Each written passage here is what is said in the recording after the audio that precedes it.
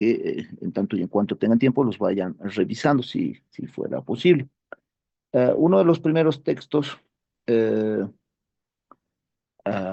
que vamos a revisar es el del profesor Gargarela, ¿sí? Lo tengo acá, se los he mandado. Y creo que es un libro ineludible de revisión para cualquier constitucionalista, magísteres en Derecho Constitucional, Derecho Procesal Constitucional. El libro titula La Sala de Máquinas de la Constitución y va precisamente al tema que nosotros tenemos, el tema que nos convoca, la teoría del Estado y la división de los poderes o la distribución funcional del poder, ¿vale? Ah, ¿Qué es lo que nos cuenta Gargarella en este texto, ¿no? Este texto resume 2 siglos de constitucionalismo en América Latina, ¿no? De 1810 a el 2010. Y básicamente lo que nos plantea es una reflexión muy importante de acuerdo a la historia constitucional latinoamericana y la historia constitucional boliviana. A ver, nosotros hemos hablado en las primeras clases de formas de Estado. Hemos hablado de una pretendida transición del Estado absolutista al Estado de Derecho. Este Estado de Derecho está forjado en ideas fundamentalmente liberales, en las cuales el principio de separación de poderes o el principio de división de poderes, como le llamaría a Guastini, están fundamentadas en ideas y en prácticas fundamentalmente inglesas. Obviamente, esto de controlar el poder ha sido un objeto de curiosidad importante para el ser humano, ¿no? Platón, Plotino, Cicerón han estudiado todo esto, pero es finalmente John Locke que sistematiza todo ello, lo incorporan a la Constitución inglesa y el barón de Montesquieu en el capítulo 6 del libro 11 del Espíritu de las Leyes los refleja, ¿no? Los refleja y dice, miren, en la Constitución inglesa tienen esta forma de organización del poder, ¿sí? Eh, y algo importante que citar, ¿no? Lo repito con Montesquieu, a Montesquieu no le importaba examinar si los ingleses gozan actualmente de la libertad buscada por la división de poderes, sino simplemente es positivista y nos dice, me interesa que esté en la Constitución, nada más. Vale, entonces, a partir de estos modelos, ¿no? De estos modelos de creación, de regulación del Estado, los estados latinoamericanos, los estados americanos van copiando, van estableciendo estas regulaciones también en sus constituciones, ¿no? No ha sido extraño que Bolivia establezca también aquello en su primera y en las demás, en las 17 constituciones, ¿vale? Entonces, sin embargo, vamos a ver que según el análisis de Gargarella, como todo constitucionalista, ustedes saben perfectamente que la Constitución tiene 2 partes, una parte orgánica y una parte dogmática, o como quieran ustedes verlo. Y lo que descubre Gargarella, ¿no? El aporte fundamental en este texto, y ahí quiero que vayamos a debatir, es que a lo largo de la historia constitucional latinoamericana, y obviamente también boliviana, hemos tenido hemos descrito el principio de separación de poderes o de división de poderes. Hemos distribuido las funciones a los órganos estatales en esta parte orgánica, que le llama la sala de máquinas de la Constitución, precisamente a la parte orgánica. Y en otra parte dogmática, en la parte dogmática, hemos declarado los derechos de los individuos, de los ciudadanos, de los bolivianos y las bolivianas. ¿Sí? Esto en diferentes etapas. Ah, y lo que habría sucedido a lo largo de todas de estas etapas, y más aún en las nuevas constituciones latinoamericanas, las constituciones vigentes, ha habido un divorcio, ha habido una separación de la parte orgánica con la parte dogmática. ¿Ok? Nos dice básicamente las nuevas constituciones lo que han hecho respondiendo a la crisis del Estado liberal y más antes respondiendo a los grandes problemas que trajeron los gobiernos de facto, los gobiernos militares, lo que ha hecho es ampliar el catálogo de derechos. ¿Sí? El artículo, ¿se acuerdan? El artículo 7 de la Constitución de 1967, modificada en el 94 y el 2004, te establecía un catálogo de derechos. No te explicaba muy bien en qué consistían y te establecía un catálogo de derechos bastante limitado. Eso se ha ampliado.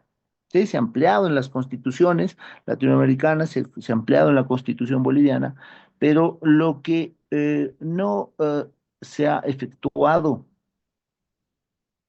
es una modificación intensa, una modificación coherente, una modificación compatible con la forma de distribución de los órganos de poder. Entonces ahí nos dice Gargarella, tenemos una constitución con dos velocidades.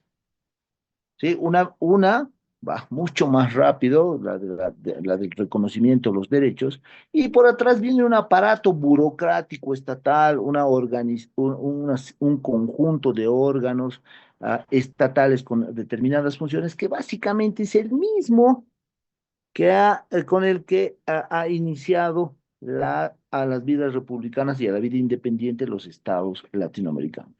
Muchísimo no ha cambiado, mucho no se ha reflexionado en ese sentido, y lo que tenemos más bien entonces en ese sentido es un corsé, ¿no? Emplea esa palabra, un corsé de orgánico, ¿no? De la estructura del Estado que no puede responder a los derechos ampliados en las nuevas constituciones y constituciones vigentes, no solamente para Bolivia, ¿no?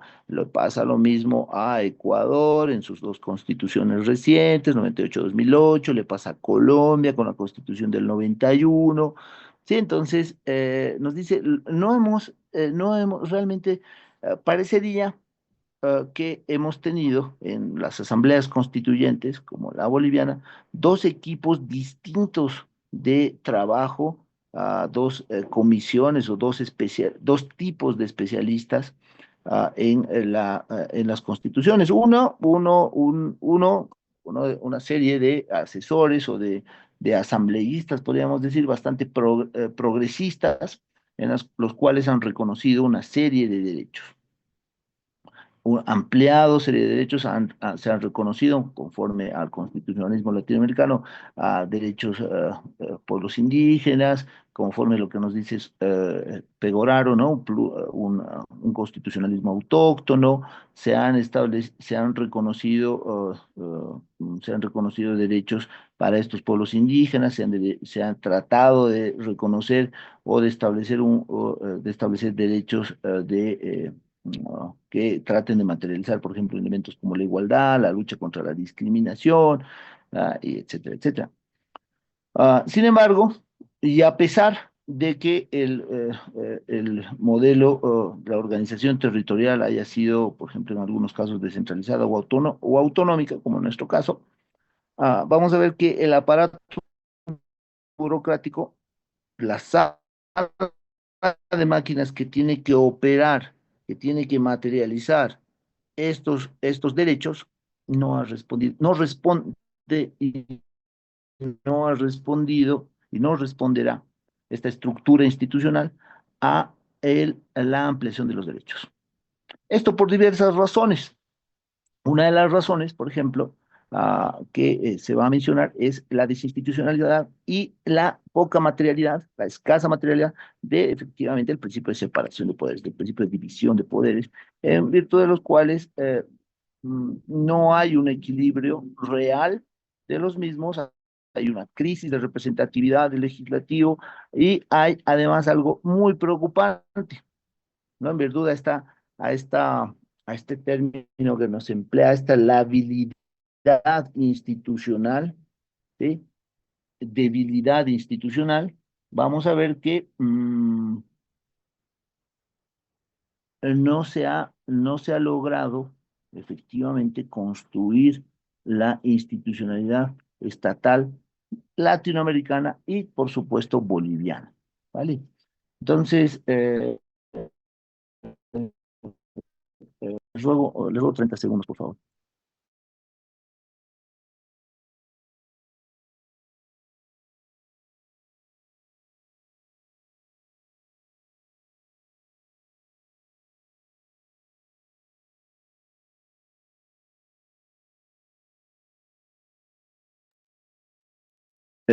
Bien, a ver, entonces, ya entramos a la etapa de reflexiones, ¿no? A partir de estos textos, vamos a reflexionar sobre la estructura del Estado boliviano, sobre la correspondencia de los elementos orgánicos y dogmáticos de las constituciones latinoamericanas y bolivianas. ¿Sí? Entonces, ah, vemos algo en común, ¿no? Vemos algo en común en el ámbito latinoamericano, es una labilidad institucional, una debilidad profunda institucional en la cual no se han construido una organización estatal eficaz, eficiente, que logre su cometido. ¿Sí? ¿Cuál es el cometido del Estado y en ese sentido también de la Constitución? Uno es la materialización, la tutela, la defensa, la protección de los derechos de los ciudadanos y también en ese sentido la construcción, el desarrollo de las naciones latinoamericanas. Y el rol de la Constitución, y aquí quiero ser enfático, por eso estoy concentrándome en este elemento fundamental de la teoría del Estado y de la distribución del poder, que la función fundamental de la Constitución va a ser limitar el poder para la tutela de los derechos. Entonces, ah, tenemos una conclusión lamentable, ¿no? Una conclusión bastante negativa al respecto junto con Gargarella, a pesar de que él tiene todavía confianza en este desarrollo a partir de la democracia dialógica, pero vamos a ver que nos va a señalar adicionalmente que hay una concentración excesiva del poder en los órganos ejecutivos y que esto se ha fortalecido con las nuevas constituciones. Esto es una alarma que enciende ya en el 2010 y que hemos ido viviendo poco a poco en estos años en nuestro país. Y lo que vamos a hacer nosotros, materializando este libro o tratando de traer este libro y ver nuestra realidad constitucional real y formal, obviamente la siguiente semana, vamos a identificar cómo, de qué maneras la constitución formal ha ampliado o ha desnaturalizado, digamos primero desnaturalizado, la separación y el equilibrio de los poderes. ¿Sí? Esto que llama Agostini división de poderes porque tiene que haber un check and balance, tiene que haber frenos y contrapesos. Pero la propia constitución formal, ¿no? Aprobada por todos nosotros en el 2009, ya conlleva enormes diferencias de funciones, a pesar de un Estado autonómico y a pesar de que la Constitución propone una igualdad de poderes o una igualdad de órganos. ¿Sí? Para citar algunos que vamos a revisar a partir de ello, con esta conceptualización, la siguiente semana. Por ejemplo, vamos a ver uh, el establecimiento de una clasificación de tratados, ¿no? Los tratados internacionales, sobre todo los tratados internacionales de derechos humanos, llega a jerarquizarse en la Constitución boliviana. ¿Sí? Muy bien. Acuérdense como remedio, como mecanismo de solución a las grandes atrocidades que se han cometido en los gobiernos militares de facto. ¿Sí? Y esto llega a fortalecer los tratados internacionales de derechos humanos y los tratados internacionales en general. Y de las atribuciones que adicionalmente le da la Constitución y el ordenamiento jurídico boliviano al Ejecutivo para ampliar y concentrar ese su poder es la celebración de tratados abreviados, que no existían antes. Lo vamos a revisar, ¿no? Hemos dicho que, o bueno, les he propuesto que lo que estamos haciendo en la clase es tratar de estudiar a partir de esta doctrina mecanismos de frenos y contrapesos en el Estado boliviano, con profundidad. ¿Sí? ¿Qué es lo que está sucediendo? ¿Cuáles son los efectos? ¿Cuáles son las causas? ¿Y cómo se está materializando esto? Y cómo, a la larga, lo que está provocando es una crisis del principio de poderes y en ese sentido una crisis del Estado de Derecho. En la constitución formal y mucho más, creo que todos vivimos ello, mucho más en la constitución material. ¿Sí? Entonces, miren, ah, utilizando esta historia constitucional latinoamericana, empleando los conceptos y el desarrollo de esta historia constitucional latinoamericana, encontramos un serio problema. Encontramos el problema ah, con la pregunta que vamos a seguir girando.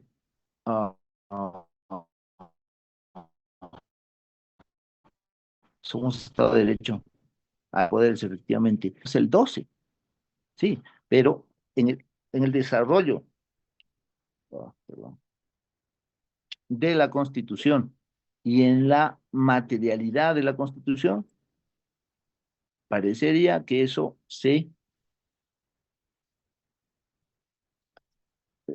parece que se atenúa y eso vulnera en la finalidad los derechos, las garantías de los individuos. ¿Sí? Entonces, vamos a plantear estas cuestiones. También espero que podamos ampliar ello en los trabajos de investigación a partir de estos conceptos y categorías, ¿no? Entonces, ustedes tienen el texto y vamos a poder a desarrollarlo a partir de aquello. Otro texto que también les he compartido es un texto también de un profesor latinoamericano, otro profesor argentino, que se llama Lucas Arrimada Antón, ¿sí? Eh, les he proporcionado el artículo Sin frenos ni contrapesos, mucho más allá del presidencialismo y parlamentarismo, democracia deliberativa y división de poderes en el siglo XXI. A ver, a partir de un análisis distinto, a partir de un análisis de el presidencialismo y el parlamentarismo, estudia la democracia deliberativa y la división de poderes, ¿no? Bajo la terminología que hemos avanzado. Y también llega a una conclusión bastante parecida. ¿Sí? Una concepción bastante parecida en el sentido que nos va a señalar que esta técnica de limitar, de controlar el poder es un ideal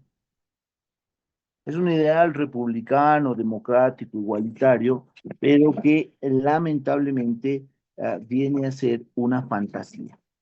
¿Sí? Viene a ser una fantasía en el sentido de que se han fortalecido las concepciones las concepciones presidencialistas, fundamentalmente desde el ámbito presidencial. Se han concentrado los poderes en el Ejecutivo, se han concentrado los poderes en Argentina, sino en Latinoamérica, y se han transformado a los parlamentos que en un inicio, ¿no? Acuérdense, con la teoría liberal o con la doctrina liberal establecida, con el, con el pensamiento de Montesquieu, de Locke, debería ser el órgano número uno. ¿Sí? Debería supeditar, también lo dice, acuérdense, Guastini, deberían estar supeditados porque el órgano legislativo es el órgano de representación popular, conforme nos señalaba Juan Jacobo Rousseau, y en ese sentido representa al pueblo y emana un tipo de norma que emerge como voluntad popular. Entonces, en ese sentido, el ejecutivo debería operativizarlo, materializarlo, y el judicial debería simplemente resolver los conflictos de acuerdo a la ley. Entonces, sí, este órgano que ha nacido, o este poder que ha nacido como la guía y el representante de la voluntad popular, se vuelve pues sirviente del ejecutivo, ¿sí? Esto nos dice expresamente en la página 232. Nos dice, de esta manera se transforman los parlamentos en sirvientes del Ejecutivo a través de los procesos de delegación legislativa, que enseguida también vamos a estudiar, nos da el instrumento, ¿sí? El instrumento uno de los instrumentos de esta concentración de poder es la delegación legislativa. Lo vamos a ver enseguida con el principio de reserva de ley. Entonces, allí, bueno, Lucas Arrimada, al igual que Roberto Gargarella, al final de su texto, vamos a ver que es bastante optimista, incluso diríamos tal vez tiene un sueño utópico, ¿no? Que nos dice que nosotros debemos pensar ah, una institucionalidad, una forma de organización del Estado que responda a los intereses de la población, del pueblo, y que no responda simplemente a hegemonías autoritarias, y que nosotros podemos hacer ese esfuerzo. ¿Sí? Nosotros como, digo, como estudiosos de la Constitución. ¿Por qué? Porque nuevamente repito, la función fundamental de la Constitución es limitar el poder. Sí, recuerdo que algunos autores compararon o utilizaron la metáfora de Odiseo cuando se amarra a sí mismo al mástil de su buque. ¿Por qué? Porque no quería oír el canto ah, pernicioso de las sirenas.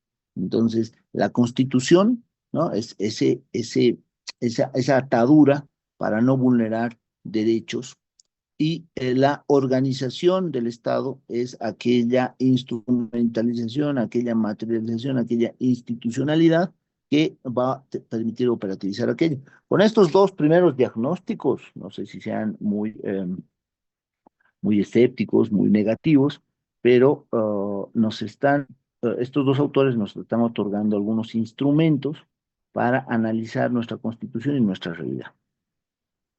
¿Sí? Voy a ejemplificar cómo vamos a operativizar en esta clase y la próxima semana estos conceptos y de otros autores para analizar nuestra realidad. ¿Sí? No sin antes darles la palabra a ustedes para ver si han podido leer alguno de estos textos, o si tienen alguna opinión al respecto o alguna duda. Ya, a ver, primero. Bueno, no hay nadie que ha levantado la mano. ¿Cómo operativizamos esto? Dale, Sebastián, ha levantado la mano. Adelante, Sebastián.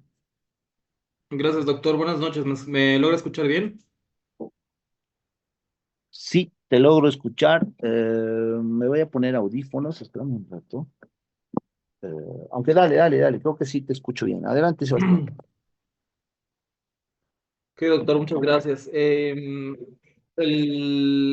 libro de Roberto Gargarella, yo había tenido la oportunidad de leerlo y tenía la idea también de introducirlo en mi investigación, Qué bien. ¿no? Algo que usted bien Bien. señala es que o el constitucionalismo latinoamericano ha pecado por conservar cerrada esta sala de máquinas, ¿no? Sí. Mantener estructuras de poder concentradas y poco democráticas, y sobre todo en nuestro contexto, ¿no? En Bolivia, yo considero, y lo voy a sostener en mi investigación, el Tribunal Constitucional, desde la nueva Constitución, ha operado dentro de esta lógica, ¿no? Ha aparentado proteger derechos, ha aparentado tutelarlos, pero en el fondo ha actuado como un engranaje, como una herramienta de este sistema que ha reproducido y ha profundizado aún más el hiperpresidencialismo, ¿no? Incluso a costa de la propia Constitución. Estupendo. Estupendo, Sebastián. Es correcto el comentario. A ver, primero, nuevamente repito, es un texto ah, que, eh, que si lo hemos leído, podemos volverlo a leer. Ha sido un hit, ¿no? Ha sido un hit en el derecho constitucional, en el constitucionalismo latinoamericano, ha sido traducido, entiendo ya a varios idiomas, el texto de Roberto Gargarella, además que conoce bastante bien la realidad latinoamericana y la realidad boliviana. Ah, entonces, en ese sentido, ah, hay algo que nos va a preocupar. Hay alguien, una tesis, por ejemplo, puede venir acá, ¿no? Un estudio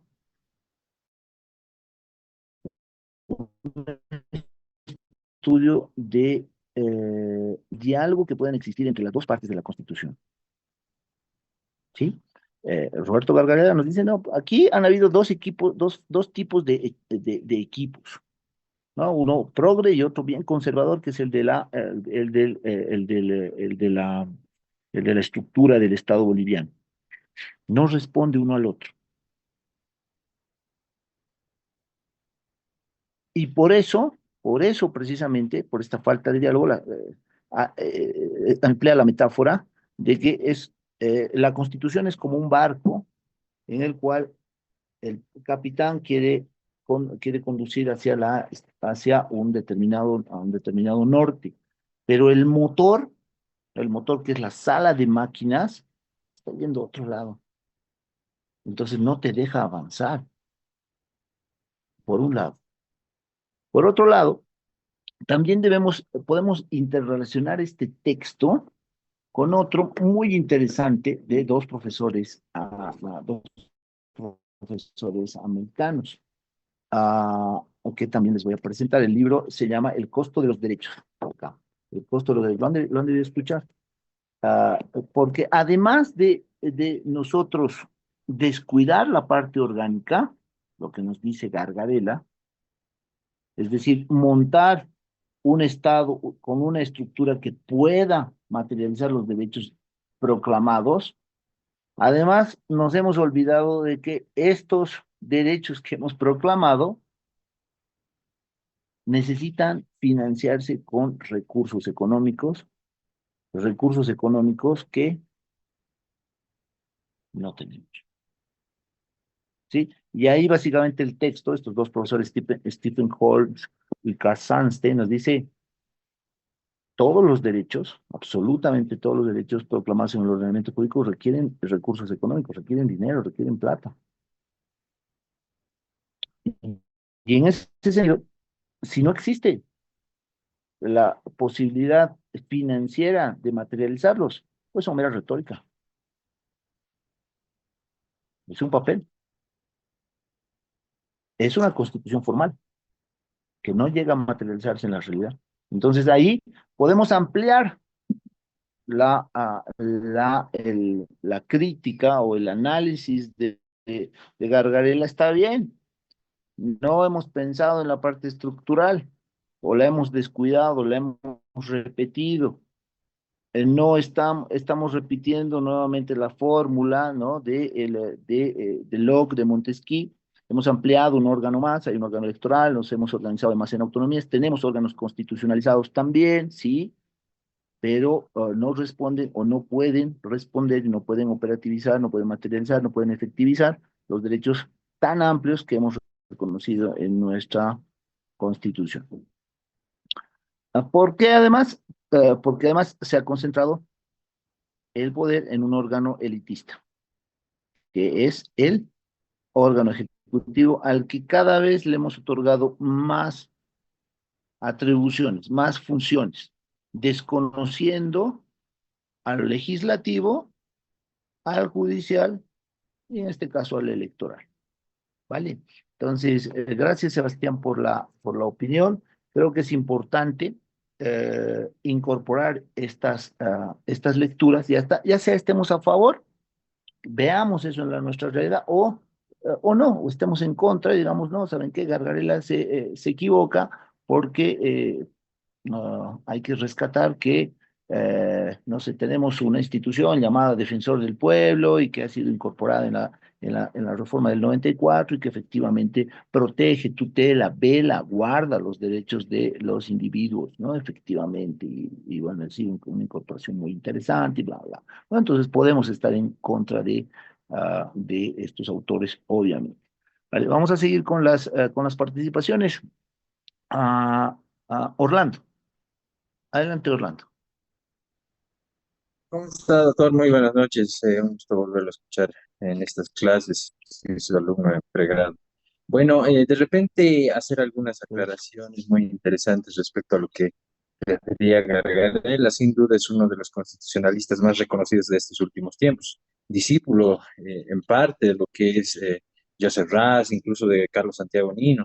Claro, Verán, Santiago el Niño, tema sí. de lo que es constitucionalismo y democracia, Gargarella lo tiene muy en claro. Y es más, está dando un salto cualitativo a lo que es la democracia deliberativa, un concepto que ya lo había enunciado Jürgen Habermas, y es más, el mismo Nino justamente había hecho un tratado respecto a ese criterio y me parece muy interesante. Pero creo que Gargarella, en la sala de máquinas, hace esa distinción, ¿no? Bueno, entre parte orgánica y parte dogmática, y justamente considera que es la parte orgánica la cual no ha sufrido una modificación, es decir, la sala de máquinas no es la que ha tenido modificación y por tanto no puede suponer una mejora en los derechos como tal. Entonces, el autogobierno colectivo y la independencia o la autonomía individual no puede ser equilibrada, entonces habrá desigualdad. Entonces, son esos conceptos los cuales trae Gargarella y que los maximiza justo en un bellísimo texto que recientemente lo ha sacado,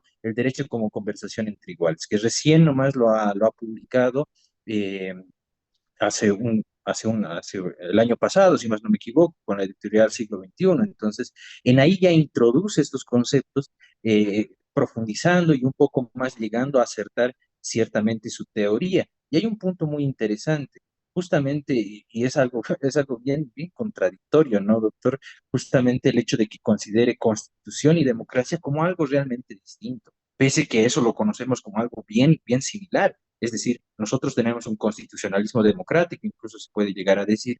Sin embargo, constitución encuentra una tensión con democracia porque existe un debate justamente de derechos. La constitución reata derechos como tal y la democracia supone mover esos derechos. Entonces, eso es muy interesante y justamente va a ser uno de mis temas de investigación en la maestría, por lo menos para eso ingresé y justamente va a ser muy interesante lo que han dicho los compañeros y es muy interesante también lo que decían.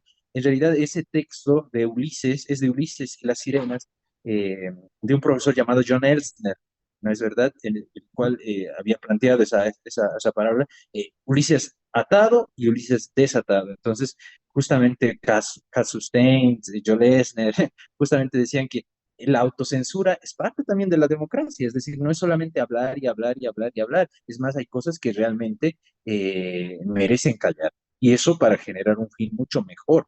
Entonces, eso también es democracia, un concepto bastante interesante, expresado justamente en la ley de la mordaza, en un texto de constitucionalismo y democracia de John Elliot. Muy interesantes los comentarios que dijo, doctor, los libros que los que pasó son muy buenos, me gustaron mucho, doctor.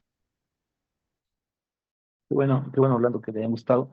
Y además vamos a traer esto uh, al contexto boliviano, Orlando. Miren, en la bibliografía también les había mencionado este texto maravilloso que se llama ah, Bolivia, un amor desenfrenado por la libertad. Es la antología de la historia política de Bolivia de 1825 a 2020. coordinados por Iván Velázquez y Lupe Cajías, por la Fundación Adenauer. Y hay un artículo maravilloso relacionado a nuestro tema en este texto. Es de una historiadora llamada Andrea Urcullo Pereira, de la Universidad Pablo de Olavide de España. El texto se llama Dualidades legales, y escuche, y dilemas institucionales desde los inicios de la República. No, no es que nosotros hayamos, y en el texto nos va a señalar, ¿no? No es que nosotros hayamos retrocedido en estos años, ¿no? Que hayamos avanzado, hayamos construido institucionalidad y hayamos destruido eso y bueno, y tengamos que retornar a algo que era mucho mejor. No, nos dice básicamente que la estructura institucional boliviana siempre ha sido, desde el inicio, desde la construcción del inicio, desde el inicio de la construcción de la institucionalidad boliviana, de la estructura, de los órganos del Estado boliviano, entiéndase judicial, ejecutivo, legislativo, ha sido bastante débil, ¿sí? Uh, y han sido una mezcla de varias fuentes, pero que se ha mantenido una práctica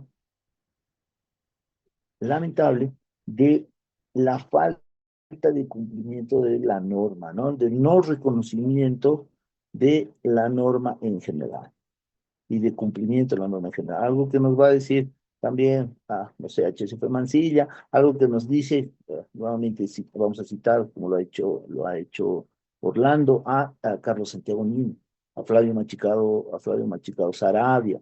¿Sí? Entonces, algo que podemos, en algo que podemos identificar también históricamente es esta falta de institucionalidad y cumplimiento del ordenamiento jurídico, ¿no? Entonces, este repaso de Andrea Urcullo es de los años iniciales de 1825 a 1857, cómo se han ido consolidando los órganos y cómo estos respondían sobre todo a intereses circunstanciales y a intereses personales. Quisiera leerles, por ejemplo, algún párrafo pues voy a leer tu párrafo de las conclusiones, que nos va a decir, una de las principales características del camino que siguió Bolivia fue que empezó desde muy temprano a tomar medidas en pro de lograr un poder judicial independiente, profesionalizado, con amplio alcance en el territorio sujeto a las leyes. Sin embargo, se encontraban estos esfuerzos eran inútiles en virtud a el escaso presupuesto del Estado, que no haría posible pagar lo suficiente a las autoridades de justicia. Entonces ahí tenemos una carambola, ¿no? Un diálogo estamos estableciendo entre estos libros de lo que nos dice Andrea, lo que nos dice el costo de los derechos y lo que nos dice Roberto Gargarella, ¿no? Entonces la construcción de una investigación, la construcción de una posición, no parte de cero, ¿no? Por eso es importante, aquí retomo el trabajo de investigación, no parte de cero. Es, como dice el Google académico, nos subimos sobre hombros de gigantes y conversamos con ellos y establecemos diálogos entre ellos. Y de allí podemos reflexionar, es un insumo para nuestras reflexiones, ¿no? Vamos a profundizar un poco más en estos textos la siguiente semana. Quiero presentarles para que si el fin de semana tienen algo de tiempo y curiosidad para poderlos ojear o revisar. No es obligatorio, repito nuevamente, que los vayan a leer, simplemente que los tengan como referencia o los puedan ojear para sus temas de investigación. Vamos con Kevin. Adelante, Kevin.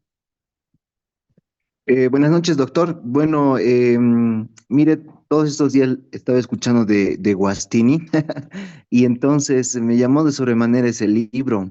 Bueno, esa parte del libro que nos logró pasar, ¿no?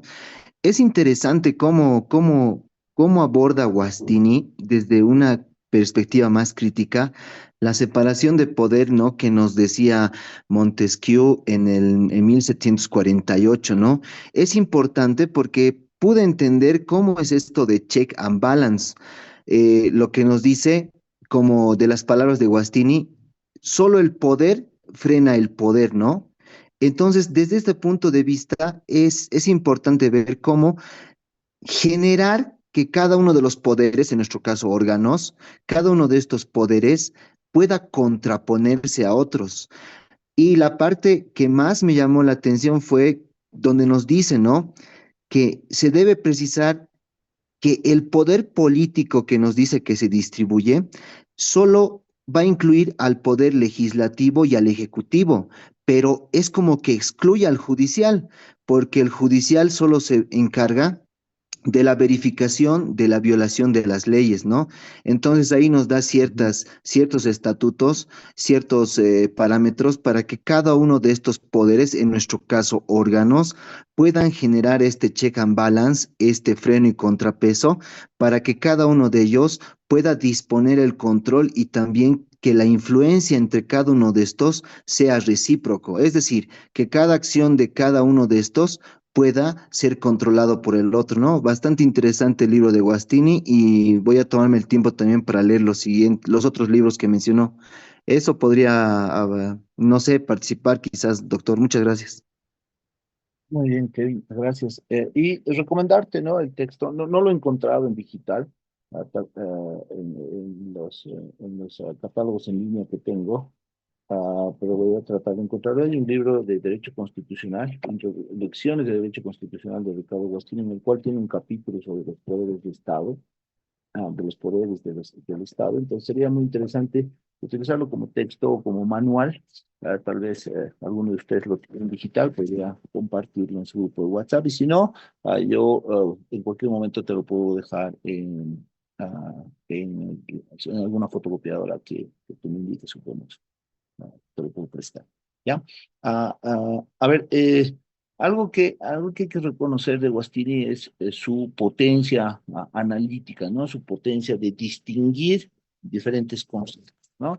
Y aquí es interesante, por ejemplo, cómo él distingue dos técnicas de división del poder, ¿no? Nos dice la separación de los poderes por un lado y la división de poderes por otro, ¿no? Muchas veces los utilizamos como sinónimos, él nos dice no son sinónimos, más bien, son dos técnicas distintas, pero también él en su análisis nos dice, la separación de los poderes a la separación de los poderes corresponden dos principios, el principio de especialización de las funciones y el principio de independencia. Y él nos hace pensar en ese sentido y nos dice, realmente hay órganos especializados, es decir, que ningún otro órgano, bueno, que todos los otros órganos estén prohibidos de ejercer, por ejemplo, de sancionar normas generales y abstractas como el legislativo, de materializar actos administrativos o de resolver controversias. No, no hay un principio de especial, no se cumple el principio de especialización absoluto ni en Italia ni en Alemania, y tampoco el principio absoluto de independencia recíproca de los órganos. Y es por eso que al final parece que el concepto, ¿no? El concepto que puede ser utilizado de mejor manera para lo que estamos buscando nosotros, para el control, para el límite del poder, es división de poderes, a través de las instituciones del check and balance, a través de los frenos y contrapesos, a través de instituciones que permitan ejercer el control. ¿No? Nosotros no nos vamos a perder, o por lo menos el objeto de la materia, no es perdernos en conceptos bastante grandilocuentes, sino más bien en instituciones operativas para que podamos nosotros realizar un aporte. Ya, muy bien, no tenemos esas instituciones o tal vez están funcionando mal. Ah, ya, perfecto. Y las identificaremos, las veremos cómo podríamos estudiarlas para limitar el poder, ¿no? Ejemplos, les pongo algunos ejemplos, ¿no? Por ejemplo, potestad sancionatoria, reserva de ley, limitaciones a la reserva de ley, ley del presupuesto, tratados internacionales, para citar algunos ejemplos que vamos a desarrollar la próxima semana, a partir de estos conceptos, con legislación, obviamente Constitución, y con jurisprudencia del Tribunal Supremo, del Tribunal Constitucional y de la Corte Interamericana. ¿Vale? Gracias por tu participación, Kevin. Muy bien. Vamos con Nelson Iván Quispe. Gracias, doctor. En relación a todos los comentarios y de la lectura del texto, he podido advertir y tal vez comparar con nuestra jurisprudencia actual, ya que la doctrina se relaciona mucho con lo que estamos viviendo actualmente en nuestro estado. Y uno de los fundamentos que me llama bastante la atención al margen de la, ¿qué le digo? Em, de esta última jurisprudencia que ha sacado el Tribunal Constitucional Plurinacional, que internamente se van contradiciendo entre las mismas salas. Yo considero de que existe intromisión por parte de algunos órganos del Estado que incluso se han introducido en el tema incluso electoral, ¿no? Al tratar de emitirse fallos que puedan obligar a otro poder del Estado a realizar una diligencia o realizar algo en beneficio de uno o del otro, ¿no? Entonces, ahí considero que hay no sé si es pertinente decir el tema de la intromisión o el hecho de que está sobrepuesto un órgano en otro órgano del Estado, ¿no?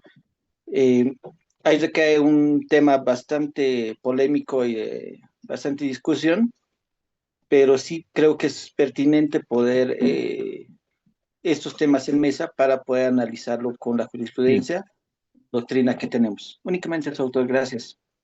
Muy bien, vamos a analizar el rol del Tribunal Constitucional, obviamente, a través de sentencias. Y, por ejemplo, si me permites, vamos a utilizar un concepto que nos da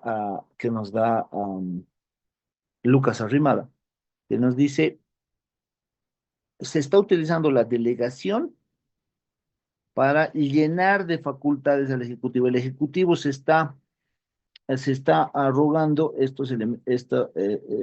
algunas otras facultades por delegación, ¿sí? Y voy a ponerles rápidamente el ejemplo y les voy a citar una sentencia constitucional que eh, confirmaría esta posición doctrinal. A ver, el 116 de la Constitución, dame un ratito, el 116 de la Constitución nos va a señalar un principio de reserva de ley en materia sancionatoria. Sí, el numeral 2. Dice, cualquier sanción debe fundarse en una ley anterior al hecho punible. Principio de reserva de ley en materia sancionatoria. Es decir, ¿qué significa eso? ¿Qué ha querido decir la Constitución con ello? Que solo la ley y únicamente la ley debería tipificar sanciones penales, obviamente, y administrativas también, porque dice cualquier sanción. Vale. Sin embargo, vamos a ver que nuestro ordenamiento jurídico, a pesar de esta disposición constitucional, está lleno, el ordenamiento jurídico, de disposiciones infralegales que han creado tipos administrativos, es decir, contravenciones administrativas y sanciones administrativas. Un ejemplo, el anexo de contravenciones del Servicio de Impuestos Nacionales o de la aduana aprobados por resolución normativa de directorio. Han habido demandas de inconstitucionalidad y el Tribunal Constitucional, ¿qué te dice? ¿Cómo te responde el Tribunal Constitucional? Una de estas sentencias es la 276-2013, del 13 de marzo del 2013. Te dice, es que lo está haciendo por delegación, ¿sí? O porque obviamente esa ha sido la defensa del órgano ejecutivo. Lo está haciendo por delegación porque la ley, el órgano que tenía que emitir esa norma, le ha delegado. ¿Sí? Entonces, ahí encontramos, ¿no? Miren, toda la investigación, todo trabajo de investigación debería tener los elementos o los materiales del derecho, ¿no? Doctrina, legislación, jurisprudencia. Entonces, nosotros estamos encontrando doctrina, ¿no? en el Lucas Arrimada, en Gargarela, que tienen el mismo, una percepción bastante parecida, que nos dice el instrumento por el cual el Ejecutivo se está apropiando de atribuciones, uno de los instrumentos es la delegación. Ah, ya. Vamos a la Constitución boliviana, artículo 116. Vamos al Código Tributario, que efectivamente le delega y se puede cuestionar la constitucionalidad de esta disposición, pero va al Tribunal Constitucional y el Tribunal Constitucional dice sí, le ha delegado y constitucionaliza o permite el desarrollo de unas disposiciones infralegales que van en contra de la Constitución Política del Estado. ¿Qué se ha arrogado ahí el Ejecutivo? La potestad de emitir normas generales y abstractas con contenido sancionatorio. Sí, ahí Guastini diría, pero entonces, ¿cómo es esto? No hay especialización, no hay independencia, entonces, y aquí lo que está viendo es delegación. Eso está ocurriendo en nuestros países.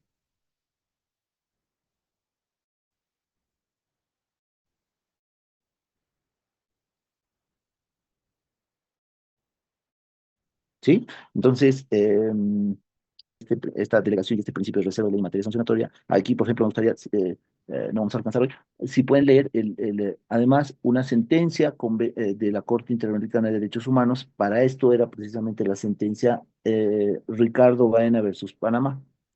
Ah, ya, perfecto, ¿no? El Tribunal Constitucional se ha manifestado, pero ¿qué dice la jurisprudencia interamericana que es parte de nuestra Constitución? ¿Dirá algo similar? ¿Dirá algo contradictorio? ¿No? Entonces, por ejemplo, uno de estos temas, así, un mecanismo debe ser parte, debería ser parte de los objetos de investigación. ¿Sí? Ya no estamos estudiando solo, ya no estamos estudiando teorías, conceptos, autores, estamos viendo nuestra realidad práctica. Y esto además puede servir para futuras acciones de inconstitucionalidad, amparos constitucionales, demandas o aplicaciones a a la Corte Interamericana de Derechos Humanos o al Sistema Interamericano de Derechos Humanos, mejor dicho. ¿Vale?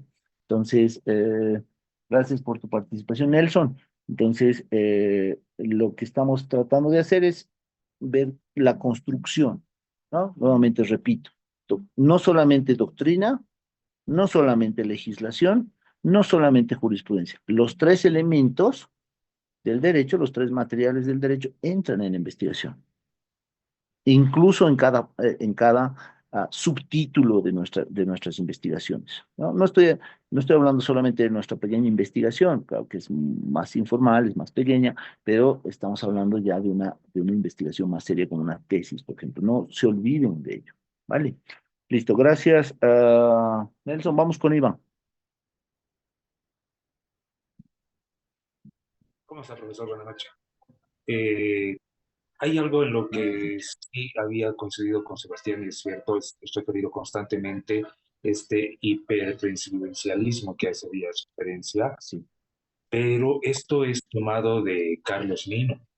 ¿Por qué? Porque, claro, hace suyo Gargarella este término, sin embargo, lo introduce él como ejecutivos hiperpoderosos, ¿cierto? Muy Ahora, bien. y a partir de ahí, a partir de eso, quiero ingresar a esto. Usted, profesor, decía de que era Gargarella quien decía que debía de robustecerse el legislativo, pero creo que esto era dicho por Carlos Nino y más bien era defendido por Gargarella el tema del constitucionalismo igualitario.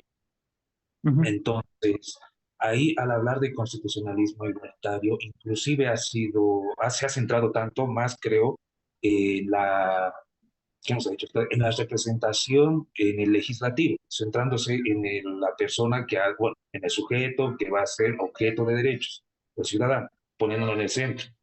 Y a partir de ahí ha sido donde ha sido inclusive tildado como socialista, porque ha pretendido eh, hacer una comparación entre el liberalismo y el socialismo, que el socialismo no pudiera apartarse inclusive del liberalismo. Pero esa parte, si no me equivoco, era así, profesor, el tema era de Carlos Nino, era, si no me equivoco, el que tenía esa intención de llegar a un parlamentarismo, si no me equivoco. Vale, gracias por el comentario. Efectivamente,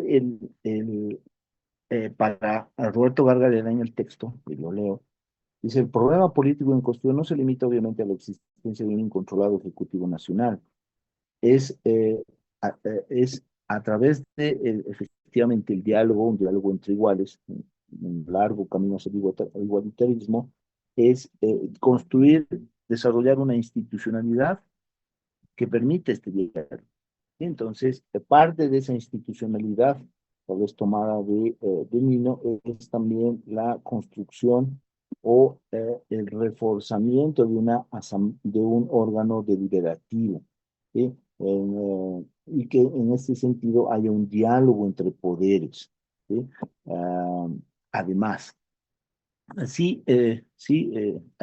como han señalado, Carlos Santiago Nino es maestro, profesor de Roberto Gargalila y tal vez algunas ideas están yuxtapuestas o tal vez y no se van a poder escindir tan claramente como nos señala o nos sugiere Iván. Ahora, hablando del hiperpresidencialismo, del presidencialismo hipertrofiado, ¿no? Que se nos dice, que corresponde a los estados latinoamericanos, vamos a también a caer o a desarrollar algunos autores nacionales, ¿sí? Entonces, porque, ustedes también van a realizar sus trabajos de investigación, sus tesis, y muy probablemente figuren en libros. Entonces, en ese sentido, por ejemplo, tenemos un libro que vamos a ver la siguiente semana, que es parte de una tesis doctoral de un profesor de ciencia política de la carrera de la UMSA, que lamentablemente ha fallecido en unas circunstancias muy penosas en el COVID. Ha estado por más de 6 meses en terapia intensiva. Oscar Guido Cámara Amaya, ¿sí? Tiene un libro del estudio precisamente de esto en Bolivia, que se llama Presidencialismo, Semipresidencialismo y Políticas Públicas. Entonces lo vamos a revisar, las características de estas formas de gobierno, de estas formas de gobierno que tendríamos, y también vamos a realizar una tesis doctoral para que veamos también la metodología y el contenido del profesor José Chalco, ¿no? Me imagino, probablemente sea uno de sus profesores, pero es un profesor ecuatoriano que ha escrito precisamente una tesis doctoral sobre el hiperpresidencialismo en el Ecuador.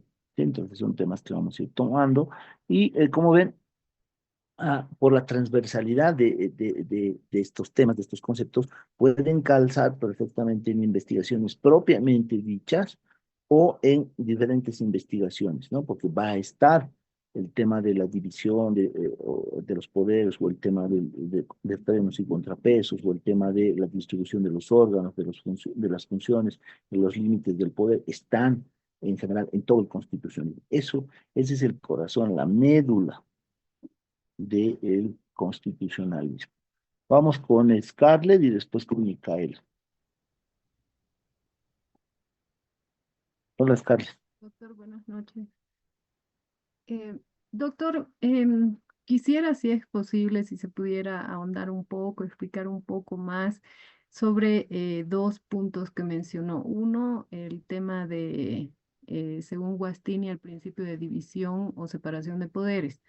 Son dos temas distintos. En el tema de la separación de poderes, habló del principio de especialización. Si pudiera explicar un poquito más y el otro que son característicos de la separación de poderes.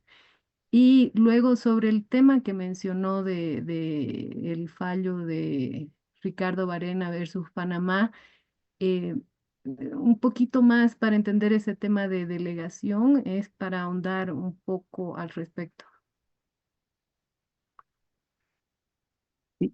Sobre los segundos, Scarlett, lo vamos a desarrollar mucho más ampliamente el día lunes, ¿sí? Voy a desarrollar el principio de reserva de ley propio del legislativo, voy a desarrollar el 116, y vamos a revisar en ese sentido varios fallos del Tribunal Constitucional, como el 276 y el de Ricardo Baena versus Panamá. Entonces ahí yo te ruego que me tengas un poco de paciencia Ya no sé. para que podamos desarrollar más ampliamente eso, ¿no? Pero hoy día lo he citado, ¿por qué?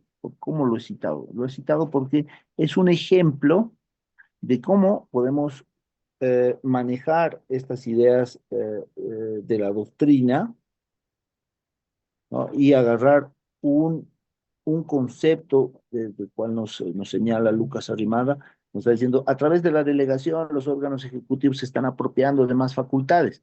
Ah, ya, eso nos hace reflexionar y decimos, a ver, ¿cómo lo están haciendo en Bolivia a través de la delegación? Ah, a través de instrumentos legislativos como la 2492 y sentencias constitucionales que establecen que eso es constitucional, ¿sí? Y en ese sentido vamos a revisar esos fallos del Tribunal Constitucional y vamos a cuestionar la actividad del Ejecutivo, desde las sentencias de la Corte Interamericana y desde la propia Constitución. Entonces, lo vamos a retomar el día lunes porque sí merece al menos un avance de unos 40 minutos. Ah, y en ese sentido puede servir como ejemplo para el desarrollo de las investigaciones, ¿no? En lo cual nuevamente retomo, vamos a tocar doctrina, legislación y jurisprudencia, ¿vale? Entonces, ahí le ruego a Scarlett un poco de paciencia.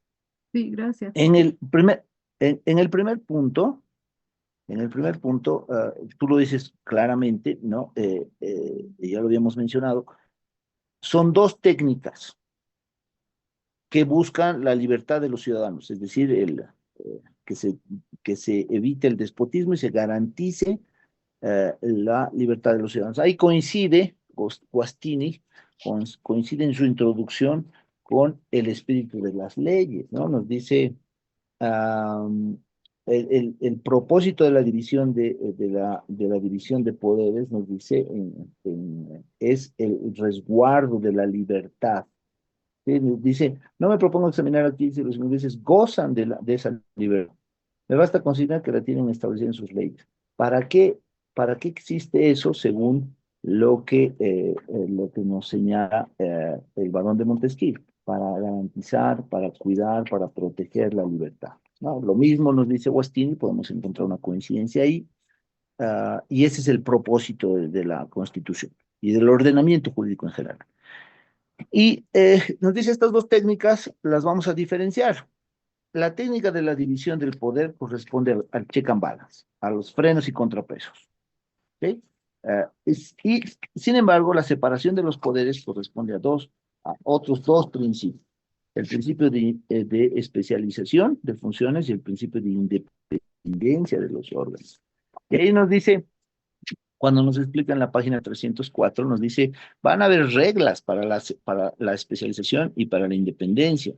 Las reglas de la especialización, y ahí podemos cuestionar nosotros la existencia de la separación de poderes doctrinalmente a partir de lo que nos señala Agostini. Nos dice, va a existir la especialización de funciones cuando una función es exclusiva de un órgano y además es prohibido para los otros órganos ejercer esa función o interferir en el ejercicio de esa función. Por ejemplo, nosotros sabemos que es o tendría que ser exclusivo o especializado del órgano legislativo emitir normas de carácter general, ¿sí? Abstractas, y además con un nivel, un rango jurídico de ley, ¿sí? Pero allí nos complica precisamente lo que hemos visto. Pero sin embargo, un ratito, ¿no? Vamos a decir un ratito, el SIN, el SIN está emitiendo normas de carácter general y abstractos, y además la Constitución dice que únicamente debería ser la ley, pero están tratando de delegar esa categoría de normas. Entonces, allí lo que nos hace pensar con ello, Guastini, es que no hay realmente especialización de las funciones o no se da con la claridad o la completitud necesaria. Entonces, allí cuestiona Guastini esa especialidad, esa independencia. Por eso, parece que el término más pertinente es división del poder. Porque por división del poder, dice, es una técnica de organización constitucional que es conocida comúnmente con el nombre de check and balance, frenos y contrapesos, que excluye la especialización, no le importa tanto la especialización y la independencia recíproca de los órganos, y lo que le va a importar es limitar al poder, que cada poder se contraponga a otro, capaz de condicionarlo y de frenarlo. Y es ahí donde nosotros estamos viendo, nosotros estamos tomando esa idea de división del poder, que es frenos y contrapesos, no tanto separación del poder, para encontrar mecanismos de control, mecanismos de frenos y contrapesos en la Constitución boliviana y en la sociedad boliviana para limitar el poder. Y en ese sentido, evaluar los grados o el nivel de cumplimiento de la Constitución y fundamentalmente del ejercicio de los derechos. ¿Sí? Entonces, las experiencias que le vamos a contar son negativas, ¿sí? Obviamente porque ahí hay más trabajo que hacer. Estamos mencionando la delegación, la reserva de ley, la ley de presupuesto, o los presupuestos en general, los tratados internacionales, los vamos a ver, como el derecho comunitario, vamos a revisar también todo eso, ¿sí? Y seguramente la censura, ¿no? Como otro mecanismo de control, también los vamos a revisar, ¿ya? Entonces, no sé si te ha quedado claro. Sí, doctor, perfecto. Me he olvidado tu nombre. Gracias, Scarlett. Scarlett. Perdón, Gracias. Scarlett. Incluso hemos visto la tesis, ¿no? De Scarlett. Ah, un gusto de verte y espero que pronto sea la defensa. Sí, Mm, gracias, doctor. Bien, vamos con Micaela y Luis Cusi. Adelante, Doctor, Micaela. buenas noches. Ojalá nos dé Brevemente, tiempo para presentar. brevemente, Dale. doctor. Nos indicó la sentencia constitucional 276 de 2013, de 3 de marzo. Corregir, doctor, Sí, si se trata de 3 de marzo, dado que no encuentro la misma. No me 13, exacto, 13. 13. Perfecto. Muchas gracias. 13, te lo leo, o más o menos te cuento de qué trata, ¿no? Es una acción, bueno, te doy el nombre completo, lo vamos a estudiar el lunes, pero pueden distribuirlo en el grupo también para ver si ya podemos, para que ustedes cuenten con mayor información. La sentencia constitucional plurinacional 0276-2013, del 13 de marzo de 2013, es una acción de inconstitucionalidad concreta interpuesta por Luis Carlos Torrico Díaz, contra el sumariante de la Autoridad de Fiscalización y Control Social de Bosques y Tierras. Ahí vamos a ver un proceso disciplinario. De lo mismo trata de un proceso disciplinario, el tema de Ricardo Baena versus Panamá. Entonces ahí vamos a hacer una línea para ver si la interpretación que tiene el Tribunal Constitucional Plurinacional Boliviano está acorde con la interpretación de la Corte Interamericana de Derechos Humanos en el mismo tema. ¿Vale? Bien, gracias. Y tal vez pueden subirlo a su grupo de WhatsApp. Y también ustedes pueden encontrar otras sentencias. Hoy día, creo que sí, hoy charlaba con alguien que me decía algo de su trabajo de investigación. Y, por ejemplo, este concepto que estamos manejando, completando otra vez la pregunta de Scarlett, este concepto que estamos manejando de división de poderes, el Tribunal Constitucional Plurinacional, el año 2013 también creo que ha sido, ha tratado de inventarse un nuevo concepto, una nueva terminología para esto. La nueva terminología para ello era la que estableció el Tribunal Constitucional en dos sentencias, ustedes pueden estudiar ello, es fractura de poder, ¿no? Entonces, nosotros, acuérdense que en ese tiempo, o todavía tal vez tenemos la intención de construir nuestros propios conceptos. Está muy bien, eso es parte de la doctrina, ¿no? Fundamentalmente este filósofo, no recuerdo en este momento, ah, ah, no lo recuerdo, pero nos dice que básicamente la filosofía es inventar nuevos conceptos, ¿no? Nuevas categorías. El Tribunal Constitucional trató de hacer ello con la división de poder y le llamó fractura de poder. ¿Sí? Pueden investigar y pueden ver si hay algunas diferencias conceptuales, según el entendimiento del Tribunal Constitucional, con la división del poder, utilizando Guastini, ¿no? Entonces ustedes pueden hacer un estudio, ¿no? Imagínense esta investigación bien sencillita y la lectura de Guastini de separación o división de poder. Listo, la investigación ahí va, tiene todos los elementos. No recuerdo el nombre del filósofo, pero bueno, vale, no importa. Entonces, queda claro, Micaela, ¿no? Sí. Luis Cusi. Bien, gracias. Buenas noches.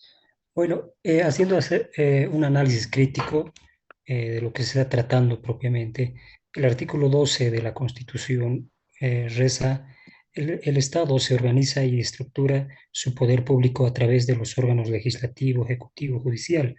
La organización del Estado está fundamentada en la independencia, separación, coordinación y cooperación de estos órganos. Al respecto, la Comisión Interamericana refiere y además ha observado algunas constituciones de los estados de la región en la que establece que los poderes deberán colaborar, cooperar entre sí. Estas disposiciones llaman en principio la atención para la Comisión porque no es claro en qué sentido puede darse esa colaboración, esa cooperación, haciendo también hincapié en el análisis de Guastini.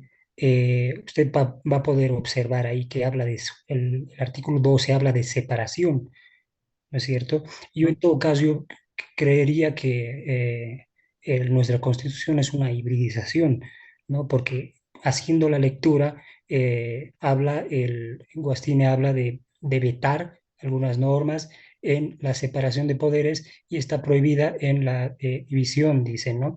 Además, hay que hacer referencia a una contradicción lingüística en el sentido de que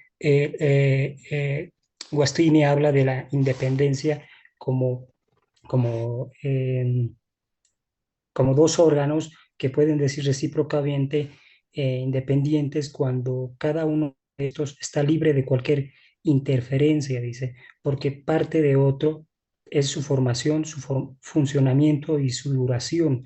Hace una analogía o un ejemplo en el siguiente orden, dice, particularmente el órgano A es independiente de otro órgano B si y solo si el titular de A no es nombrado por B. Ustedes saben bien que la Constitución boliviana, eh, quien tiene la facultad, por así decir, o la potestad, la Asamblea Legislativa de preseleccionar y seleccionar a candidatos. En todo caso, habría una contradicción propiamente, ¿no? Desde la parte teórica como la parte dogmática, si se quiere, ¿no?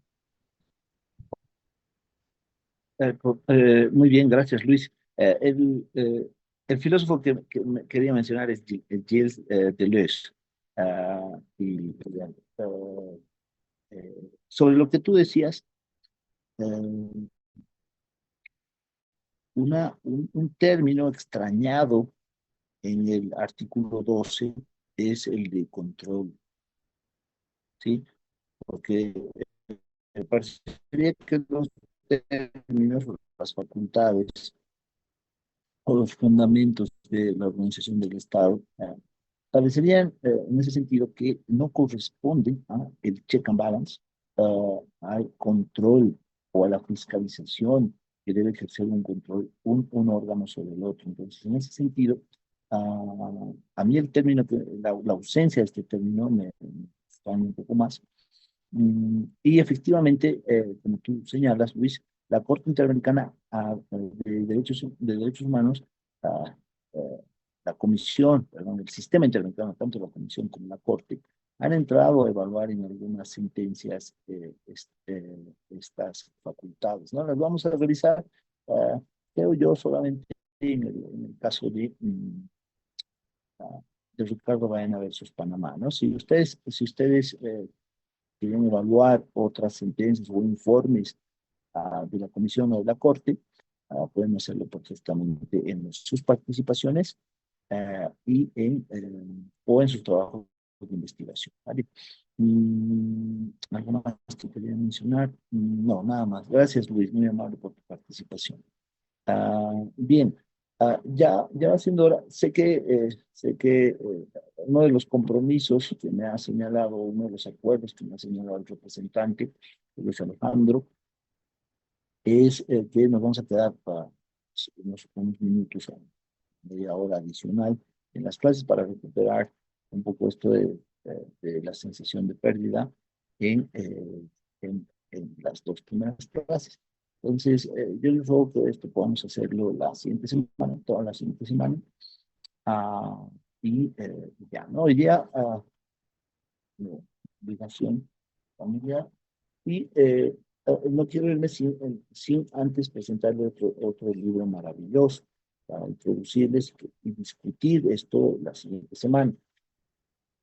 Es un profesor de Derecho Constitucional y Derecho Administrativo de Harvard. Sí, es Adrián Vermeulen. El libro ya lo tienen completo en el Moodle. Sí, en el Moodle está, no le he pasado antes. Y el título es muy llamativo, ¿no? Y incluso parecería que va mucho más allá de Gabriela, mucho más allá de Arrimada. Otro texto que vamos a ver es Rafael Jiménez Asensio en español. Pero Bernoulli te dice el título, o sea, la abdicación del derecho. Nos dice, miren el subtítulo, del imperio del derecho, de un Estado de derecho, al Estado administrativo.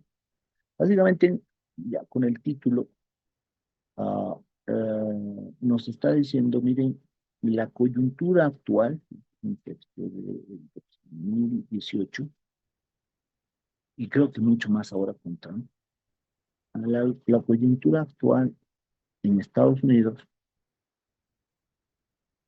ha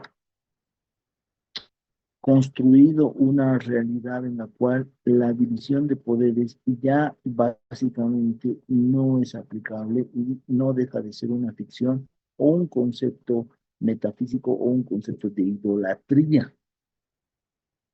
Ya no corresponde a la realidad que estamos viviendo. El derecho, en ese sentido, el derecho constitucional debe dar dos pasos atrás, porque el derecho administrativo y, en ese sentido, el órgano ejecutivo del Poder Ejecutivo han asumido ya casi todas las facultades estatales, y además esto es correcto para optimizar, nos dicen, defiende este modelo, Adrián Vermeulen, para optimizar los servicios, bienes, servicios y los derechos de los individuos. Te destruye siglos de construcción y de debate de Estado con división de poderes.